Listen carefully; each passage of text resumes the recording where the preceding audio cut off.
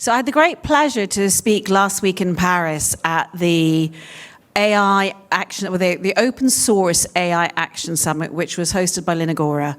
And this is the presentation I gave to them, slightly updated. I like it to be fresh and up to date. And it's called The Road to the AI Action Summit. And the AI Action Summit is taking place on Monday and Tuesday in Paris.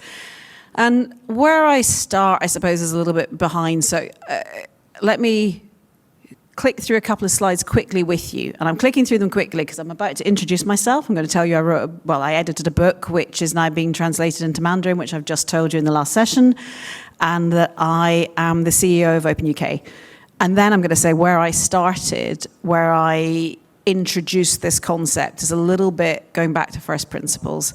So we're talking here about AI openness across the conference, and we're talking about open source. And when we talk about open source, I think it's important to go back to basics and actually understand what that means. And I often joke that everybody in the room could join me in reciting the open source definition. And I know that there's not a soul in the room that could do it. And the reason I know that is that I can't do it. And I was in a room a couple of years ago with Bruce Perrins, who wrote it, and Bruce Perrins can't do it. He was looking over my shoulder using a crib sheet.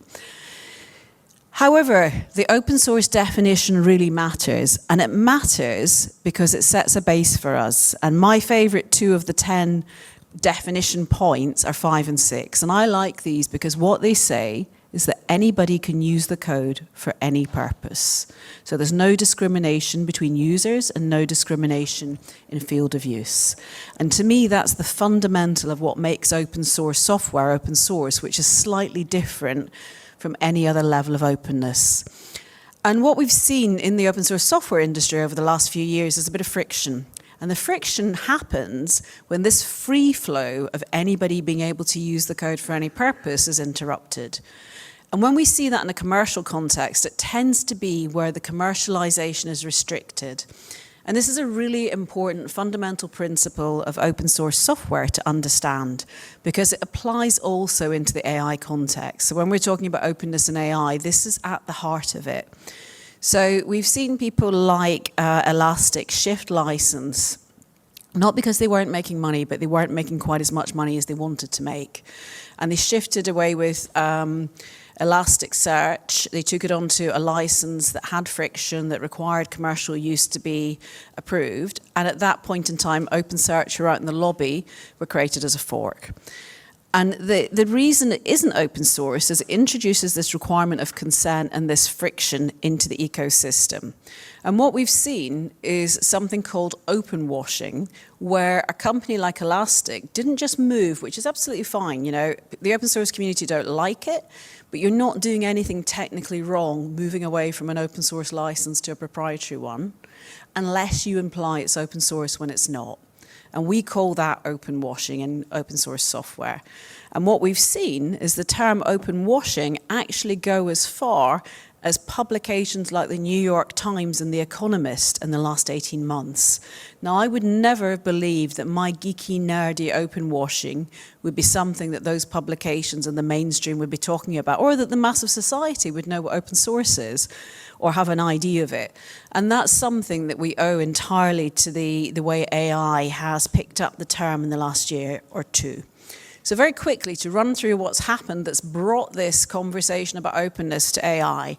We've got back in February 2023, we see ChatGPT-4.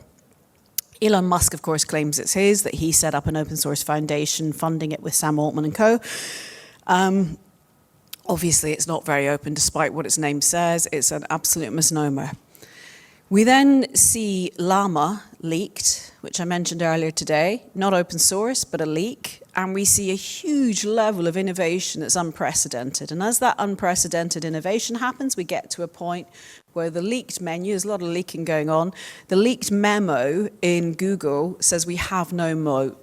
And that moat is the IP protection around the corporates, around the big techs, around Google, that would enable it to differentiate its product, to finesse its product in a way that allows it to sell it. And what they're saying here is that the open source community have done such a great job of innovation, we cannot compete, we cannot differentiate ourselves using our IP, our intellectual property moat.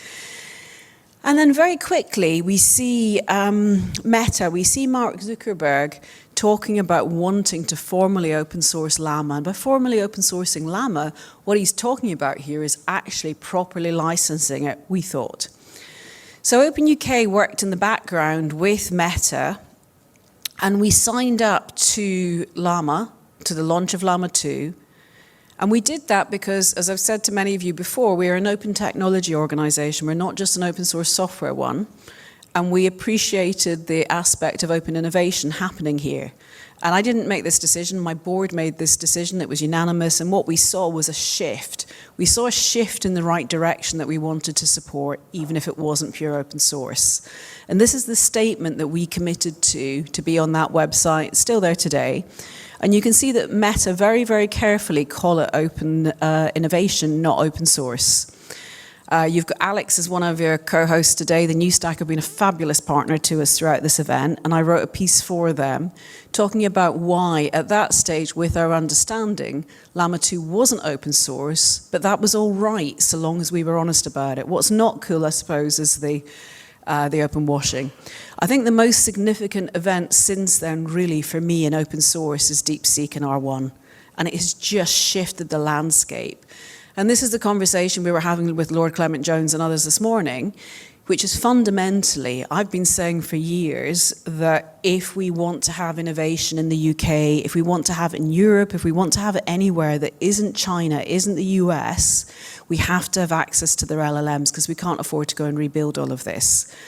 And it's this openness and this ability to iterate and build on the innovation and build on the innovation and build on the innovation through the access to it, not just the transparency and trust that really matters. And that's what DeepSeek did. They've built on existing open innovation, open source, to be able to do the next level. And you're going to see this a lot. I'm thinking about having this tattooed on my back.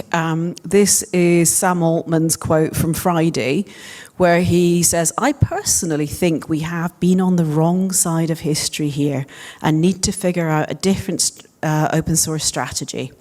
And that's from Sam Altman talking about open source on Friday the 30th of January on Reddit. And he then goes on to say that, of course, this is his personal view. He does think OpenAI should have open weights, but it's not a high priority for them. And what we've seen over the last couple of years is a lot of friction, a lot of confusion around what open source means in this AI context. And you saw the conversations this morning in the plenaries. It's a difficult, difficult topic. Why is it important? Why is it actually something that people are vested in? And this goes beyond just the open washing reports. It's important because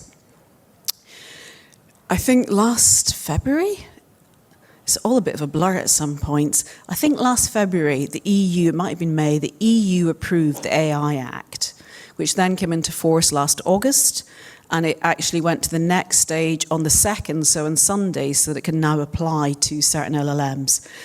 And they approved what is the world's first substantive AI legislation. And I think sometimes it's not best to win the race, right?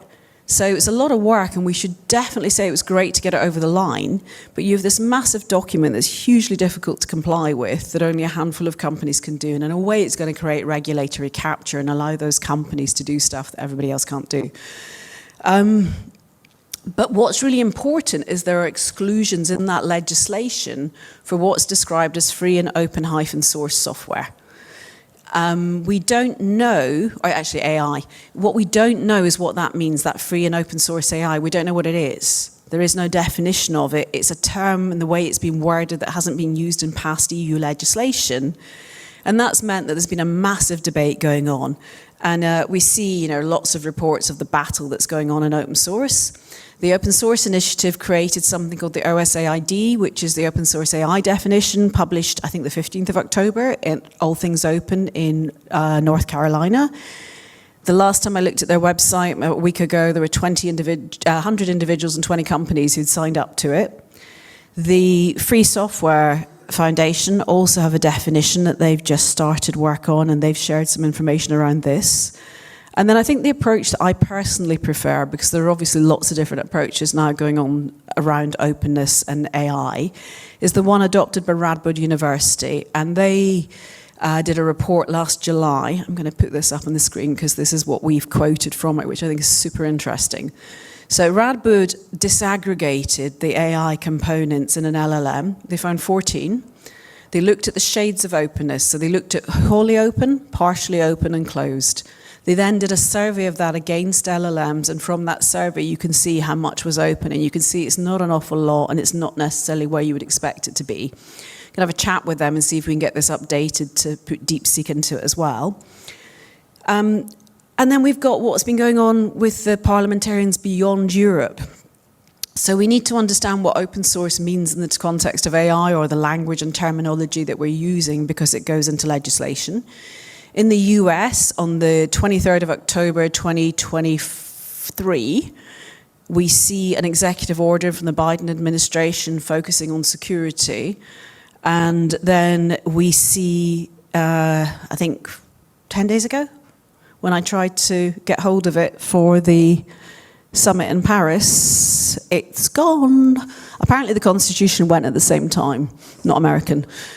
So we don't quite know where this is going. We saw Stargate launched the next day, and a supposed 500 billion going into AI in the US. I believe only 100 billion is actually committed, but there's obviously going to be some shift there. And the indication of that executive order going is that it's going to be away from a safety focus and likely to be much more liberal. Who knows what that means? We've already had a session today on China. We're going to have an Ask Me Anything with Richard, I'm going to say this, Sekambian, am I saying that right? Richard from Ant and Guy Pajani and myself in the coffee break doing an Ask Me Anything on DeepSeek. So there's obviously a lot going on in China. When we look to the UK, we hosted the world's first AI summit. Rishi Sunak hosted that. Some of you may have seen Inspect, the evaluation platform that we talked about earlier today as well, which if you haven't seen it, they're out in the lobby, so please go and meet the AI Safety Institute folks. And Inspect is an evaluation platform that's been properly open sourced, with the potential for the UK to lead here in open source and to build an ecosystem around that. So there'll be lots of potential to build tools around it, to build skills around it, and offer services, which would be fantastic.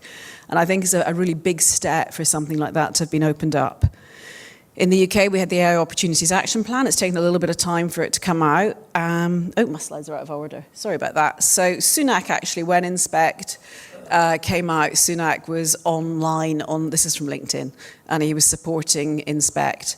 And then we had the AI Actions Plan in the last couple of weeks, which followed on, that's me back on track. We followed on from the King's speech last September, where we were told there was going to be an AI bill. Now, we haven't got that bill. I don't think there's anybody in the room right now. I'm going to embarrass by saying this, but I suspect it was expected any day in December. And I suspect, maybe there is somebody in the room I'm going to embarrass, I don't know. I suspect that it will be something that will take a little bit of time now, because we have to get the measure of what the US is doing. And I suspect that the UK is likely to be in line with the US, but that's a personal opinion. I have no inside track on that. And now we've got the AI Action Summit with a different focus. So rather than focusing on security, they have 5 key topics. One of them, as we discussed this morning, is global governance. I think I'm delighted to be attending it. But it's really interesting that it's happening in France, right? Because in September, the UK Tortoise Index demonstrated that France had shifted to #1 in open source AI. So #1 in Europe in open source AI. Now, the UK is still #1 in open source software, but France is also clipping at our heels. They are growing faster than any other country in Europe in their contributions to open source software. So, I'm not too worried because we're still #1. They're a bit behind us. Bit healthy competition is a good thing, even with people you're collaborating with. And we really need to put the same sort of focus on openness that we've seen from Macron, which is what's caused this shift, the policies that France has put in place. And I just thought you would like to see this slide again. So Sam Altman on the 30th of January said, "We are on the wrong side of history." You may not have heard that. And if you have time, join us at State of OpenCon next year. Otherwise, I'm Amanda Brock. Thank you very much for joining me.